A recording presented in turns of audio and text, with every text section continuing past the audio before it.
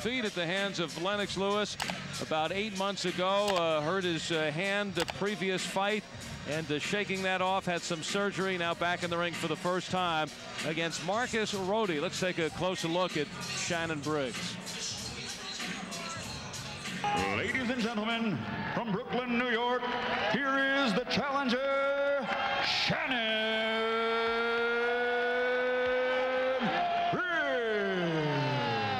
29-1, Shannon Briggs took his first big step last November facing George Foreman and pulled out a disputed 12-round decision. And new linear heavyweight champion of the world, Shannon Briggs. An unpopular decision, but it vaulted Briggs into a world title shot, although stopped in 5 by Lennox Lewis. Tonight, Briggs returns. It feels great to be fighting back in New York City. I'm from New York, Brooklyn, and it feels great. You know, I haven't fought in 6-7 months. I'm looking forward to it. I had some time off. I had some fun. I enjoyed a little bit of my summer. Now I'm ready to show my fans what I'm made of. The loss to Lewis had its lessons. Now Briggs anxiously moves on. Now it's just time to take it to the next level and stop being a good young fighter and move to being just a great fighter. And hopefully lead me toward a big fight with either Holyfield, a rematch with Lewis, or maybe Mike Tyson. The words of Shannon Briggs, who steps in the ring tonight for the first time in 8 months. Surgery on the left hand after the Lewis fight. So tonight is strictly a rebound fight from the loss, a test for the hand, chance to rebuild the confidence, to retool. This is no question a one-sided looking fight against Marcus Rhode, who has been on the road for most of his career. He has a very impressive knockout ratio, 23 wins, 23 knockouts, but he's also lost 12 fights, and on 10 of those occasions has hit the canvas and lost. He is a brawler, and he is going to make it or break it with the big punch, but hoping to land it on Shannon Briggs and come off with a spectacular upset. But for Rhode, who is in the ring right now, out of St. Joseph, Missouri, he's been in 35 fights. 33 of them have ended in a knockout, and whenever he has stepped up, he just has not gotten very far. 5 times he stepped up, and he has not been past the second round. Emmanuel Stewart is now in the corner of Shannon Briggs.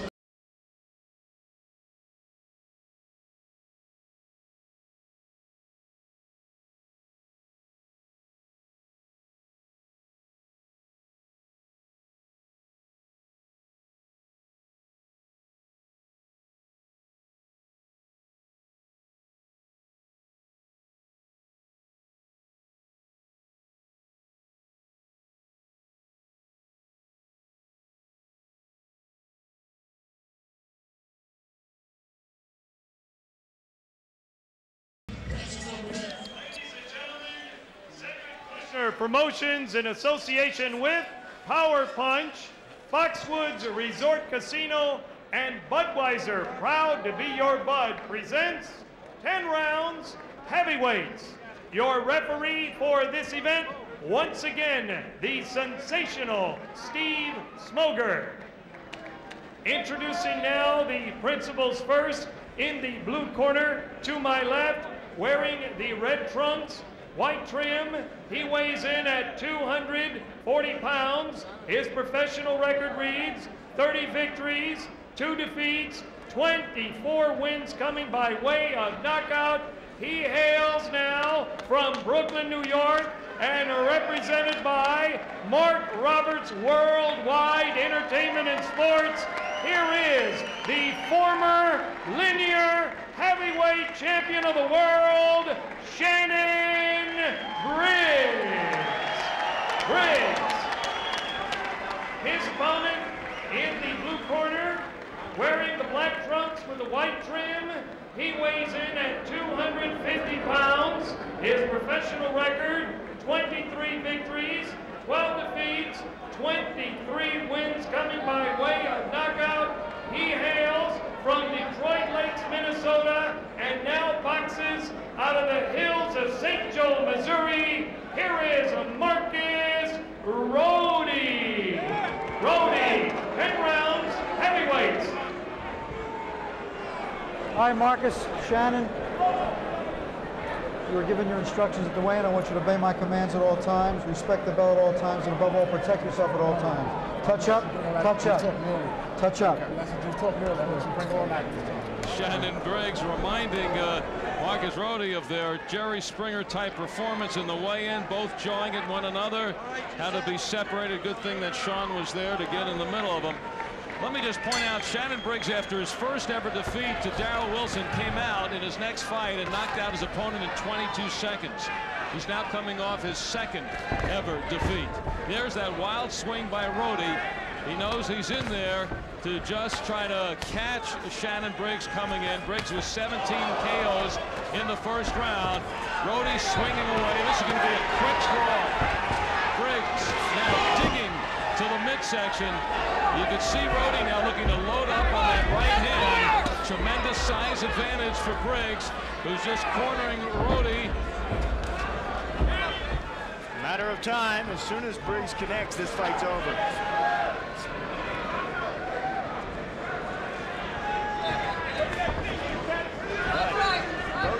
Difficult to hit. A lot of movement here in this first round. Shannon Briggs, who took it to world champion Lennox Lewis in the first round, had Lewis against the ropes before Lewis came back to down Briggs and stop him in the fifth. Big left hook, stunning blow. It appeared as Briggs may have lost some steam in that fight against Lewis. Happened against Darrell Wilson. Briggs, who suffers from asthma and sometimes has that difficulty, tough sport to be involved with asthma. And that is knockdown number 1. 6. But Shannon, when you really think of the Warrior effort, considering that he fought the Lewis fight with a broken hand, actually may have fought Foreman with that hand. He said it happened in the fight before that against Jorge Valdez back in June. There's that tough body shot. It's a question here, the over-under, if Marcus Rhode can make it out of the first round. If he did, it is a moral victory and something that none of us really expected. But Rhode trying to keep a short crouch stance. There again is the shot. Just on the liver. The liver sits on the right side of your body. 7. And Shannon Briggs landed right on that liver. You all right? You all right? You all right? And it hurts. 3 all right? Yeah, I'm all right. Just get his glove out of my belly. 3 knockdown. Out of nowhere, Rhode. I guess this is going to be a birthday present for Shannon. He just had a birthday on the 4th of January. I mean, December. And no knockdown. So Steve Smoker continuing this fight. You cannot be saved by the bell in any round. Shannon Briggs turned 27 Friday. Good. And this certainly, Thank you. I was going to say helping out Marcus Rhode, but maybe that is not the case. I think he would like to be helped out. Just about ready to take the seat on the canvas. But did we hear no. Steve Smoker waves it off seconds before the end of round number 1.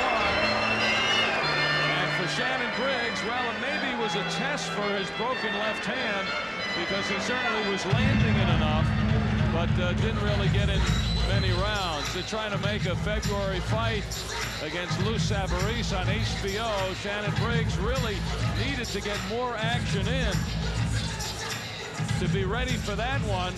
And in that sense, Michael Grant, this may not have been a good fight for Shannon Briggs, who possibly needed some more rounds before a possible matchup with Savarese coming up in February, just a couple of months. I think you're right there, Al, but also coming off the injury that he had on his left hand, that it was a good comfort zone for him to let him know he can get back in there and bang with it. I assume that he's going to put more rounds in the gym and build up his confidence as far as in the gym. Or it may be already there, but, you know, we'll soon see in February. And, you know, congratulations, Shannon. All right, when you take a look at Shannon Briggs, and over the horizon, there's the inevitable matchup of Shannon Briggs and Michael Grant. What are the things you're watching in Shannon Briggs tonight? Well, you know, the whole thing is about composure and keeping your ability going. Basically, I know some fighters can make you look bad, and this wasn't really a good matchup for you can look at Shannon and see what, you know, his rights and his wrongs. If you put a skillful fighter in there, then you can really analyze Shannon Briggs. Do you think that Briggs, who had won 25 in a row at one point, was 29-1 going into the George Foreman fight, that at that point had not really gotten to the level actually ready for those kind of fights? Foreman's another question, but in fighting Lewis for the heavyweight champion still has work to be done? Yes, he has a little bit of work to be done. The window should always stay open for Shannon Briggs. Roland must get a picture. Roland. Roland. All right, we're ready now for the official time. Here's Mark Biro. Ladies and gentlemen, the time, 2 minutes, 55 seconds of the first round. The 3 knockdown rule in effect. The winner by tactical knockout, Shannon Briggs. Briggs. 1 second. Well, if you had the under, you won. Although 2:55 of the first round, I kind of thought this one was going maybe a minute and a half. So give credit to Marcus Rhode just bombing away. And, you know, he unleashed some bombs, and it just kind of flicked off Shannon Briggs. All right, here's the champ.